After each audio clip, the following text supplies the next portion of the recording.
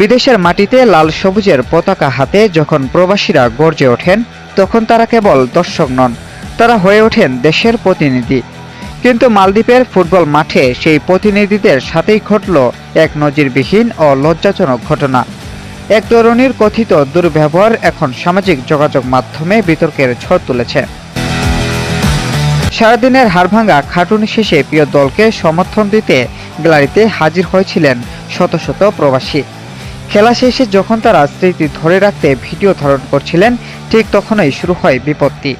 অভিযোগ উঠেছে সেখানে উপস্থিত এক তরুণী প্রবাসী সমর্থকদের সাথে উচ্চস্বরে এবং রূঢ় ভাষায় তর্কে জড়িয়ে পড়েন। ইংরেজি ভাষায় করা সেই কুরুচিপূর্ণ মন্তব্য কেবল সমর্থকদেরই নয়, হতবাক করেছে উপস্থিত বিদেশি সাংবাদিক এবং মাঠ পরিচালনা কমিটির সদস্যদেরও। প্রবাসীদের দাবি, তারা দেশের টানে মাঠে যান, বিনোদন খুঁজতে চান, কিন্তু নিজ দেশের মানুষের কাছ থেকেই এমন অপদস্থ হওয়াটা তাদের জন্য চরম অপমানজনক।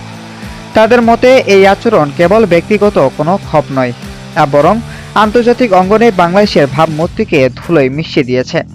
বিদেশের মাটিতে যেখানে একে অপরের ঢাল হওয়ার কথা, সেখানে এমন ব্যবহার প্রবাসীদের হৃদয়ে গভীর ক্ষত সৃষ্টি করেছে। ঘটনাটি এরই মধ্যে মাঠ কমিটির নজরে এসেছে, যা পুরো বিষয়টিকে আরও স্পর্শকাতর করে তুলেছে।